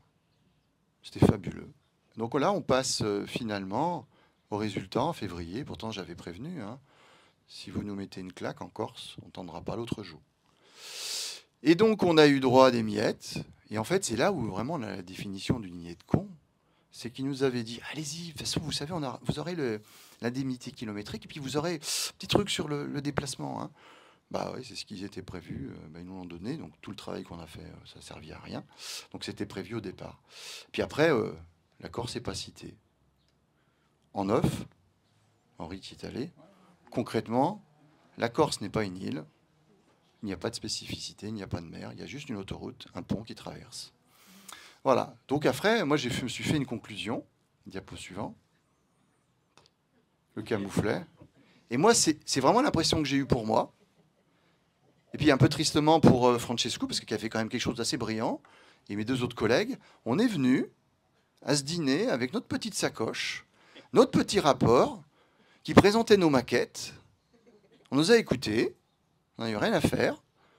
Et j'avoue que moi, mon amour-propre, il en a pris un coup. Je me suis dit, putain, on s'est fait prendre pour des cons. Je suis vulgaire, je suis désolé, mais le sentiment était fort quand même. Hein. On s'est fait prendre pour des cons. Oh, quand même, on est des imbéciles. Vraiment, la France entière va nous prendre et les syndicats vont nous prendre pour des imbéciles. Diapo suivant, puis après, j'ai réfléchi quand même. Je me suis dit, ouais, ils ont vu la Guyane. Ils ont vu Mayotte. Moi, j'avais honte de rouspéter pour la Corse. Quand j'ai vu ces deux territoires dans un état catastrophique, Antoine peut en témoigner, c'est affligeant, quoi. Quand, dans un état français, on puisse accepter un territoire avec un tel état sanitaire. Ils n'ont rien eu. Rien eu. Donc j'ai dit, bah, finalement, eux aussi, ils ont amené leur petite mallette. Rien à faire. Bon. Alors j'ai dit, bon, bah alors, c'était le dîner de cons global pour Dom-Tom Corse. Voilà, on est pris pour des cons. Puis, diapo suivante, j'ai beaucoup réfléchi. Parce que c'était ma première rencontre avec, dans le cadre d'une négociation conventionnelle. Et je me suis dit, j'ai rencontré des gens qui m'ont écouté. Ces gens-là, ils ne décident pas. Ces gens-là, en fait, ils vont éventuellement vous prendre vos petites mallettes et ils vont aller voir les décideurs. Ces décideurs qui les notent, qui font leur carrière. Très certainement que la mallette, ils la laissent dans la bagnole et qu'ils discutent de ce qu'ils ont décidé, de ce qu'ils ont déjà décidé. C'est assez intéressant. Et je me suis dit, est-ce que depuis 30 ans, c'est pas finalement tous les médecins libéraux qui sont invités à des dîners de cons? Je pense qu'il faut se poser la question. Voilà. Et alors moi, je suis quelqu'un de très poli. J'ai fait une structure militaire, on m'a appris officier, machin et tout. Et quand on m'invite, je pense que, diapo suivante, il faut rendre l'invitation. C'est indispensable. Voilà. Je vous remercie. sont pas corses, hein, même si ça finit par... Benzaki, c'est l'exemple type dont parlait ce matin Patrick Carlioz. Il a été président des internes, me semble-t-il. Ouais. Voilà, et il s'est retrouvé donc ARS, etc. Et puis au ministère, quoi, santé publique. Comme beaucoup, voilà, comme beaucoup. Il y a une espèce de filière qui va de l'internat au ministère quand tu es représentant, quoi. À part certains qui sont des... Comme les poissons volants, ça existe, mais ce n'est pas la loi du genre. On a Didier Leger, par exemple, qui a représenté les internes et qui, lui, est resté farouchement résistant par rapport à tout ce qui fait notre politique conventionnelle et notre politique d'exercice. Benzaki s'est fait virer du syndicat des internes, il faut le dire. Et après, il a fait une grande carrière à l'administration. Voilà, donc bon, les négociations, ben, ça ne vous a pas échappé, elles sont en cours actuellement. Elles avaient eu un premier épisode l'an dernier qui s'était soldé par une décision collégiale des syndicats de rompre ces négociations parce qu'on voyait qu'on obtenait strictement rien. Donc elles ont été rompues. Vous avez eu un règlement arbitral comme la loi l'impose qui a suivi cette rupture de négociation conventionnelle. Règlement arbitral qui a débouché sur un C à 26,50 € avec une ex-IGAS, Madame Annick Morel, qui, et ça peut se comprendre, a décidé de faire cette maigre augmentation pour provoquer de nouvelles négociations. On a eu de cesse les syndicats de demander à ce que les négociations reprennent vite et elles ont repris en novembre 2023 pour courir jusqu'à aujourd'hui. La première phase de négociation s'était déroulée dans une ambiance qui n'était pas bonne, dans la mesure où, une fois de plus, et comme c'est la coutume, on n'avait strictement aucun document avant les négociations et on avait un rôle qui était un rôle profondément contemplatif puisqu'on découvrait les documents en séance, malgré le fait qu'on ait demandé à plusieurs reprises, tous les syndicats, d'avoir ces documents plusieurs jours avant les négociations, etc., etc. On avait eu un paquet de bilatérales qui n'amènent strictement à rien et des plénières qui donc n'amenaient rien non plus puisqu'on découvrait les documents en séance et puis qu'ils n'avaient rien à proposer si ce n'est ce fameux contrat d'engagement territorial qui liait l'obtention d'un tarif à 30 pour les médecins à des engagements qui n'étaient pas tenables, quoi, et que tous en plus ne pouvaient pas avoir.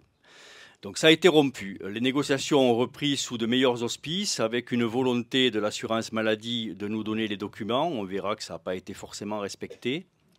De multiplier là encore les bilatérales et puis de multiplier aussi les plénières, donc de faire plus de séances de travail.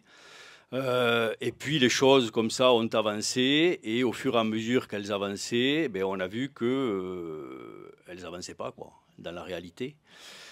Et aujourd'hui, ce que l'on peut dire, c'est que le document qu'on nous a présenté à la dernière plénière, c'est-à-dire avant-hier, est plein de contradictions et plein de cibles qui ne peuvent pas être atteintes. C'était une plénière qui, à l'époque, était décrite comme une plénière conclusive, qui donc ne l'est plus, où on n'a même pas parlé de l'acte de base, même pas.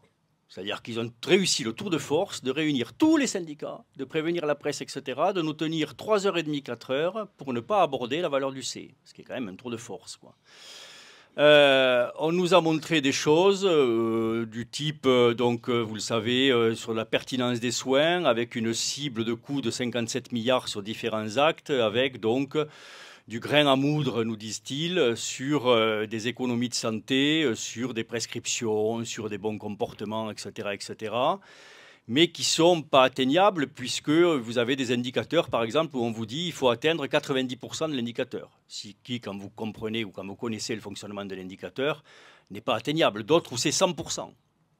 D'autres où temporellement, ce n'est pas atteignable. On vous dit, par exemple, pour les antibiotiques, qu'il faut que dès début 2025, il y ait une diminution de prescription des antibiotiques de 10%. Je vous rappelle qu'on est en mars 2024 et que la convention, oui, c'est pour ça qu'ils sont assurés de réussir, et que la convention, si elle était signée, ça serait, mettons, on peut imaginer dans 2 mois, dans 3 mois, il resterait donc en gros 6 mois pour baisser des... Bon, tout ça est absolument incohérent, quoi, totalement incohérent.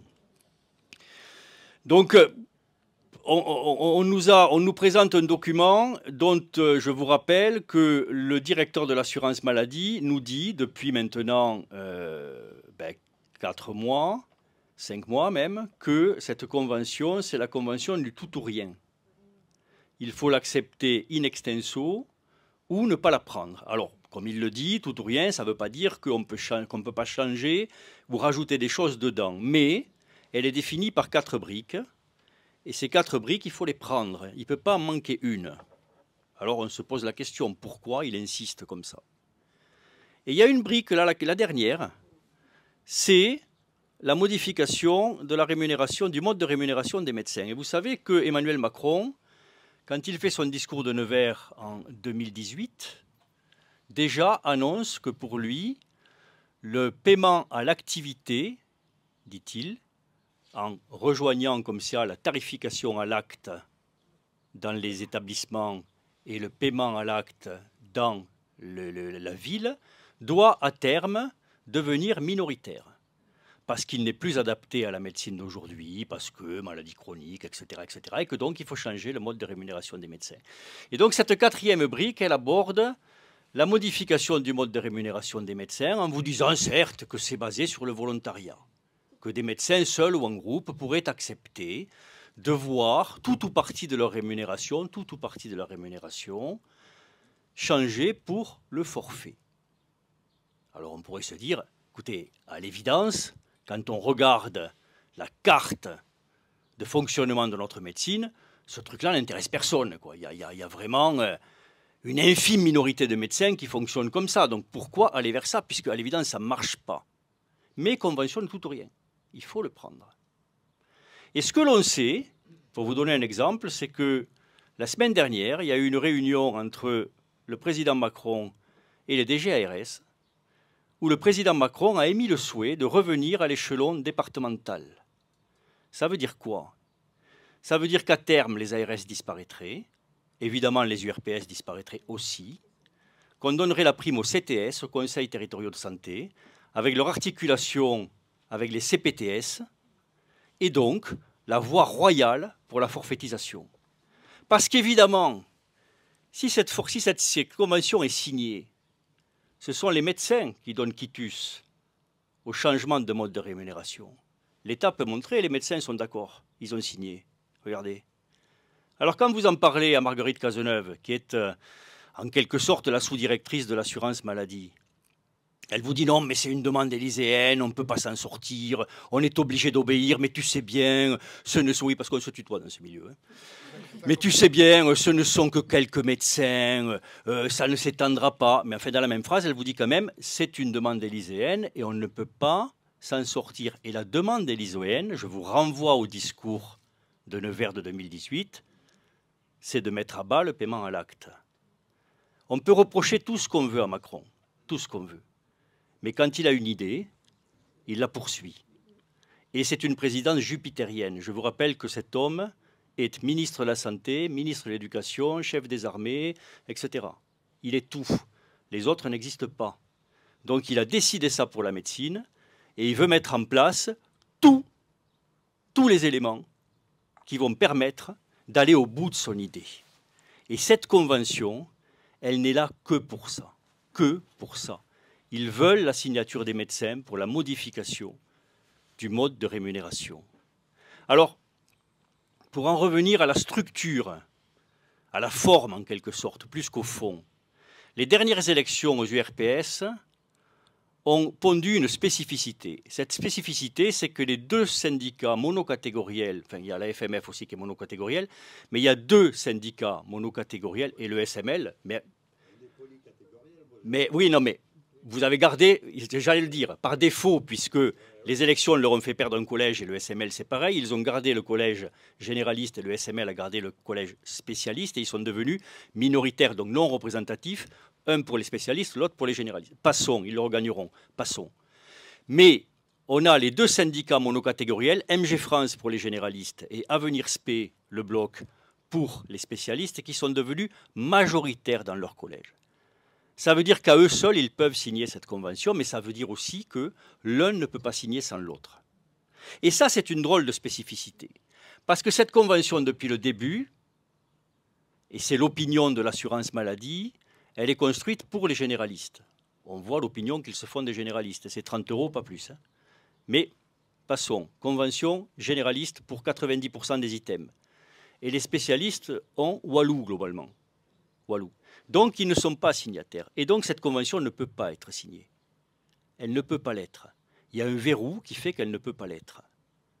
Donc, c'est un drôle de paradoxe, parce qu'à la fois, on voit bien qu'ils cherchent à avoir l'accord des médecins pour la modification des modes de rémunération, et à la fois, ils n'ont pas les conditions pour qu'elle passe. Et on a eu le même facteur de blocage lors de la première session, en quelque sorte, qu'on a rompue, où là, on avait deux verrous. Le premier, c'était le même, que les seuls deux pouvaient signer. Et le deuxième, c'est que, par le biais du contrat d'engagement territorial, on avait un tarif de base pour les généralistes qui était mené à 30 et un tarif de base pour les spécialistes qui était mené à 35. Or, ils savaient que, dans les deux signataires, ils ont un syndicat dont l'ADN même est le fait que les spécialistes en médecine générale aient la même mode de rémunération et la même hauteur de rémunération pour l'acte de base que les spécialistes. Donc, eux-mêmes créaient le facteur de blocage. Et c'est là où on en arrive à se dire, il y a manifestement une espèce de discordance qui fait que une certaine partie décisionnaire ne veut pas que ça se signe et veut passer par le Parlement. Et retenez ça, parce que c'est important. Et retenez donc la visite des DG ARS, comme des bourgeois de Calais, avec la corde au cou, qui sont allés voir Macron, qui leur a dit « Demain, l'échelon départemental doit décider ». Ça, c'est extrêmement important. C'est un vrai changement. On recevra l'ARS là. C'est un truc officieux que je tiens, moi, de journaliste, donc on ne peut pas tellement le balancer, je vous le dis là. Mais ils savent que leur existence est aujourd'hui mise en balance, quoi, hein, véritablement. Donc on en est là aujourd'hui. On en est à une convention qui est un acte contractuel, je vous rappelle, hein, qui est un acte contractuel qui est plein aussi de paradoxes. Je vous donne un exemple. Vous savez que dans les objectifs qui sont inatteignables, on nous dit vous devez augmenter votre patientèle, votre file active de 2% par an. Ce qui fait quand même 10% en 5 ans. Hein.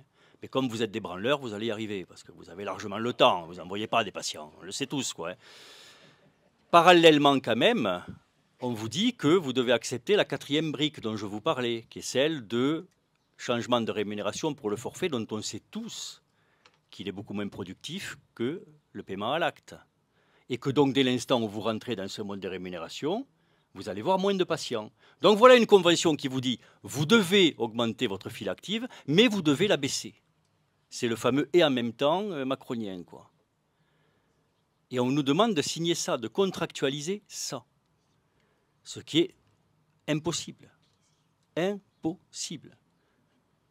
Pour autant, et le danger est là, c'est qu'on voit bien que si Avenir Spé le bloc obtenait un certain nombre de choses, ce qu'ils n'ont pas aujourd'hui, à ce moment-là, on ira vers la signature parce que MG France, de son côté, globalement, a coché toutes les cases de ce qu'ils avaient demandé.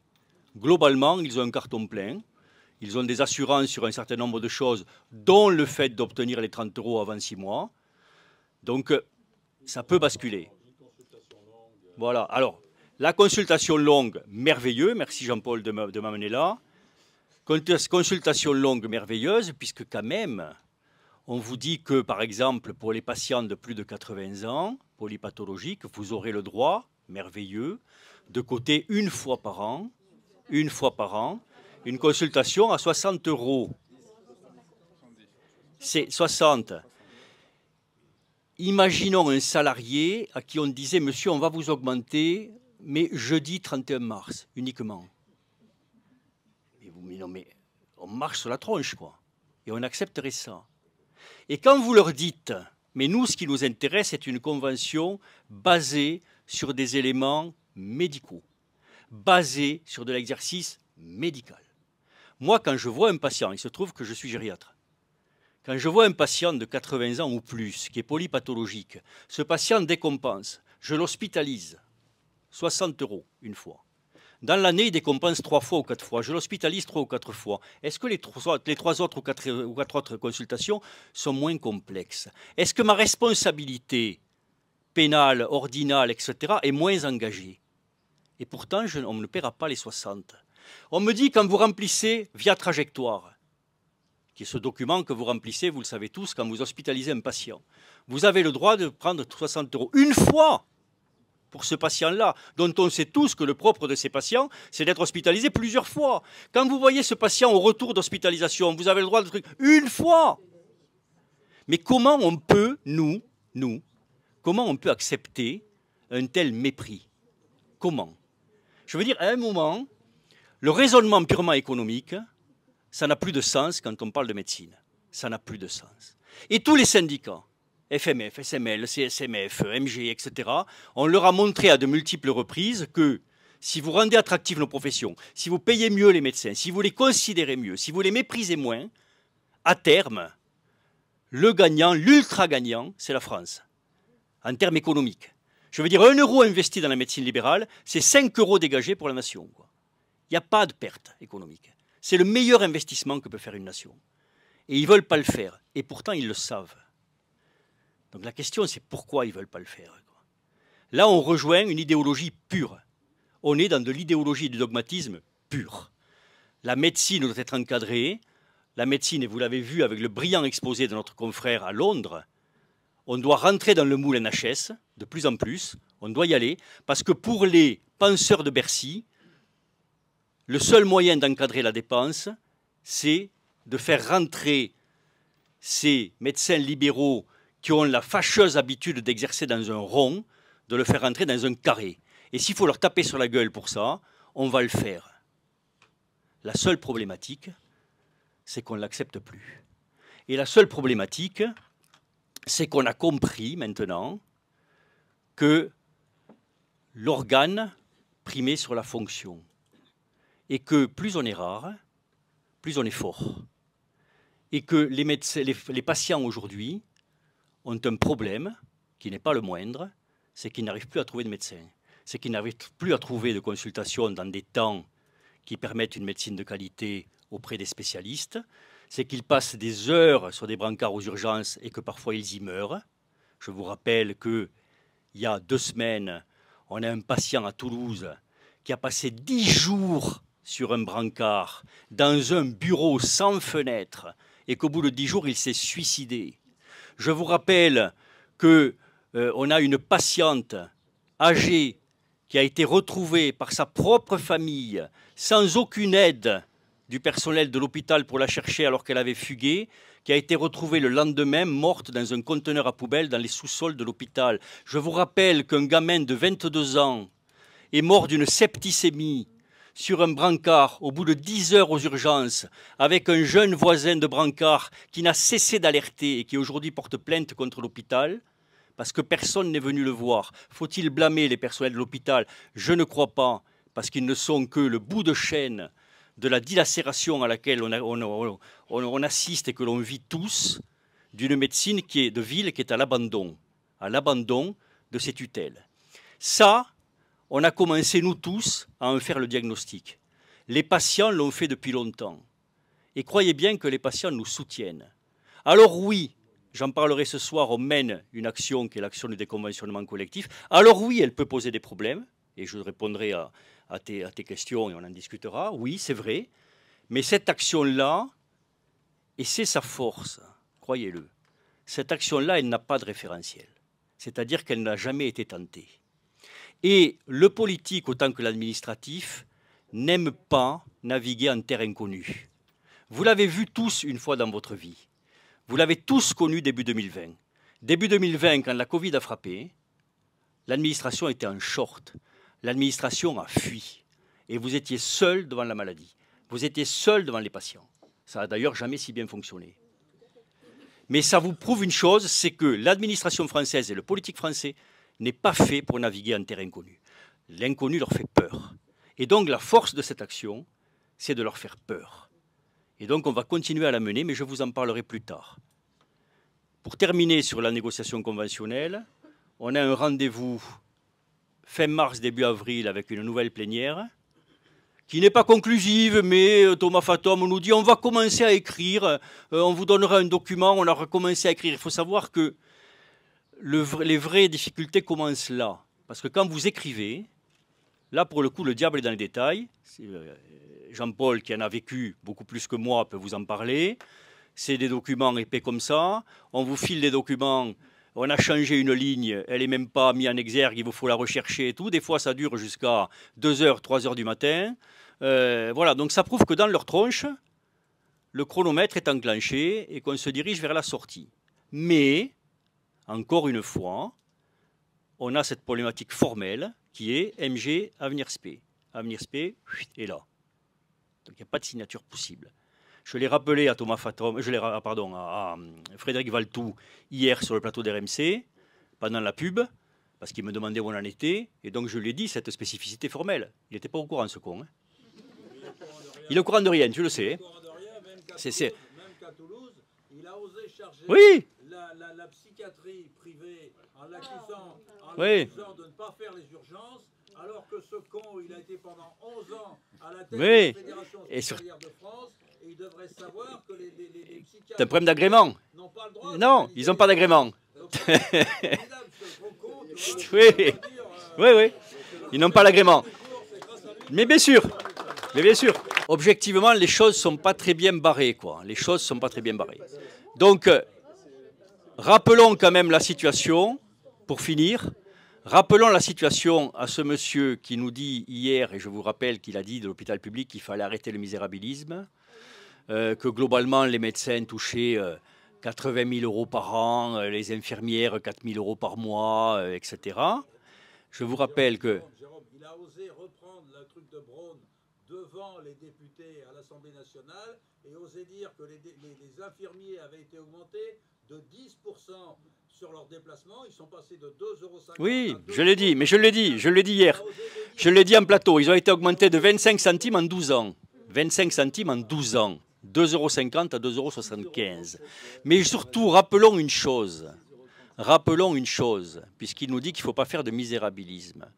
Rappelons que les internes qui bossent dans ces hôpitaux, dont il a dirigé la fédération pendant 10 ans, se suicident un interne tous les 18 jours, que la plupart des hôpitaux ne respectent pas les lois du travail, qu'on les épuise complètement, qu'on ne les reconnaît pas à tel point qu'on a bousillé la première année, qu'on a bousillé le passage à l'internat avec une réforme qui les brise complètement. Et vous aviez hier, encore une fois, la projection, ils ont fait un examen à blanc sur le plan informatique, où ça a été terrible, terrible, et tout le monde s'en fout. Je veux dire, on les méprise complètement. Je vous rappelle que notre profession, a un taux de burn-out qui est de 1 sur 2. Un médecin libéral sur 2 a au moins un critère de burn-out. Je vous rappelle qu'on se suicide 2,5 fois plus que la moyenne nationale. Je vous rappelle qu'on a des situations telles qu'on voit aujourd'hui des pathologies qu'on ne voyait plus depuis 20 ans.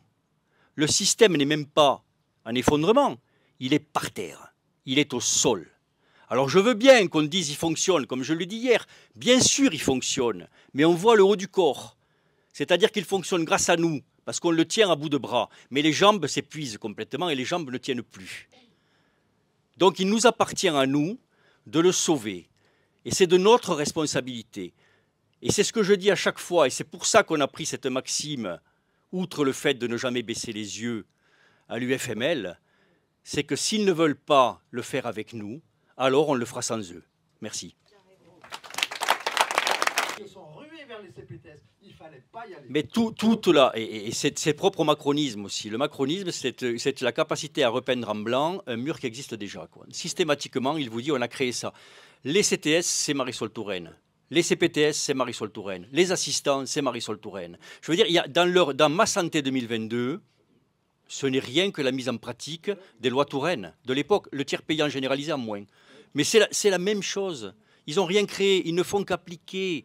Et ils avancent. Et l'administration, dites-vous, elle a le temps. L'administration, elle est comme un pétrolier. Elle avance lentement, mais elle va loin. Et nous, en face, si on ne voit pas les choses, si on n'est pas capable de relier un point A, un point B, un point C, et d'avoir une capacité comme ça, transversale, et de voir les coups venir, on se fait bouffer et on perd à tous les coups. Ils ont leur truc, ils le poursuivent depuis des années. Jean-Paul ? Est-ce que tu peux nous parler, Jérôme, un tout petit peu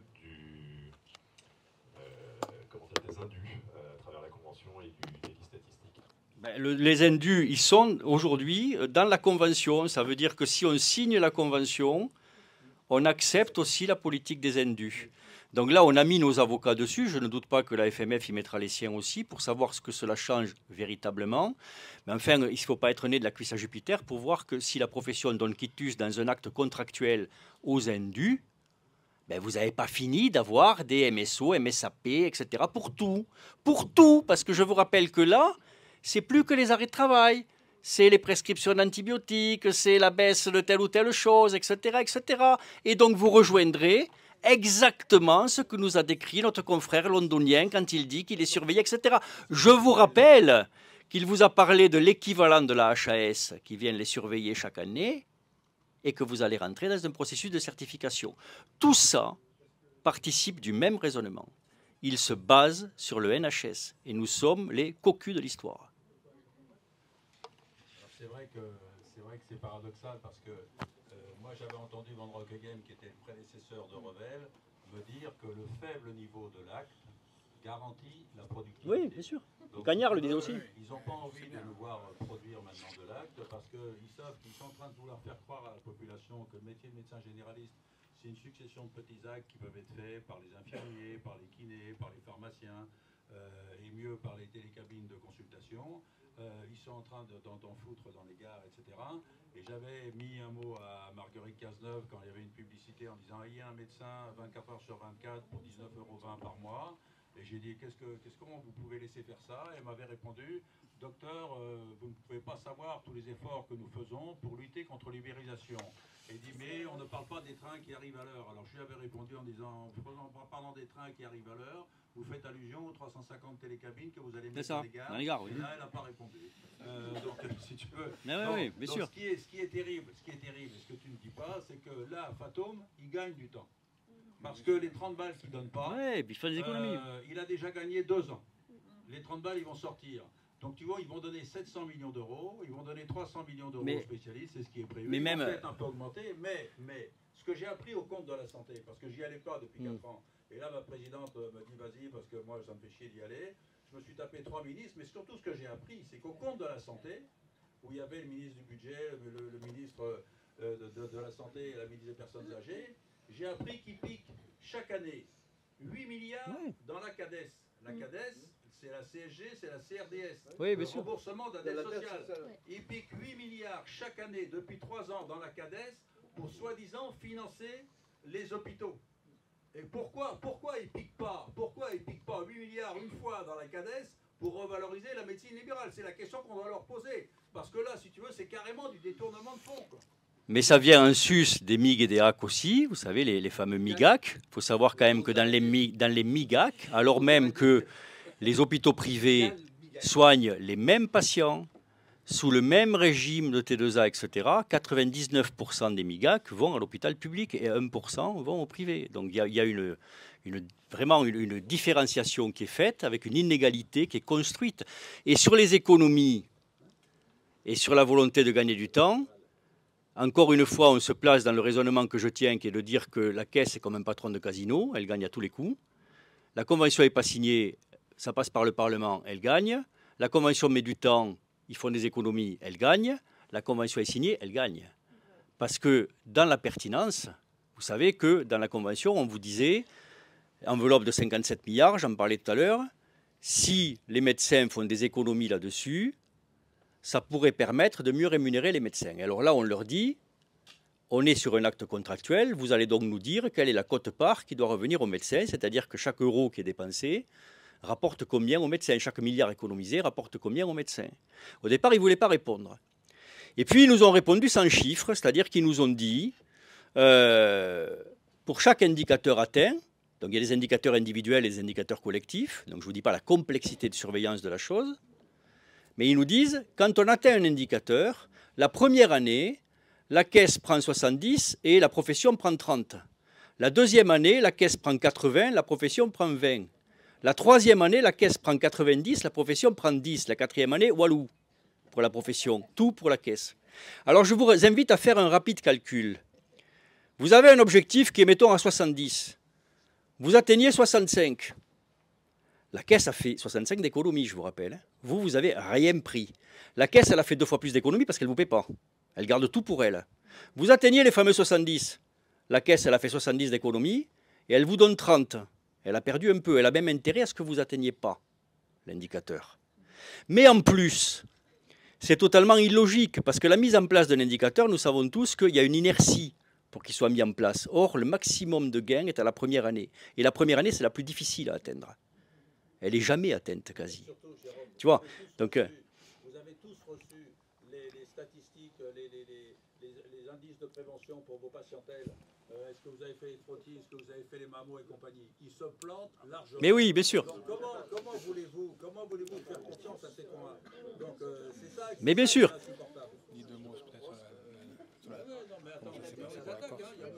Alors, je fais un aparté rapide parce qu'on y est ici sur la Corse et sur les Dômes. On les a ramenés sur ce sujet pendant la négo et pendant la dernière plénière, mais j'avais déjà fait un aparté pendant la bilatérale où ils avaient participé. Parce qu'ils se glorifiaient tous, là, les gens de la Caisse. C'était merveilleux, vraiment. On parlait de la Corse, on parlait des Dômes, et vraiment, on remerciait tout le monde de prendre en compte cela, etc., etc.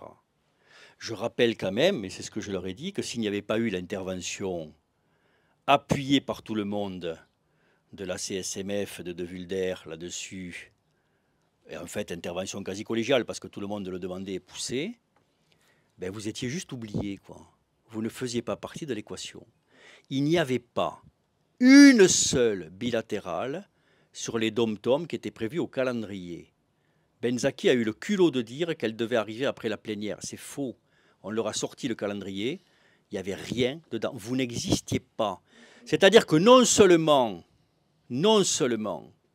pour eux, les demandes que vous avez ne sont pas légitimes, mais pour eux, c'est pire. Vous n'existez pas. Il faut bien que vous mettiez ça dans la tête, quoi. Il n'y a pas d'existence propre de la Corse, de la Guyane, de la Réunion, de la Martinique, de la Guadeloupe, etc., quoi. Il n'y en a pas.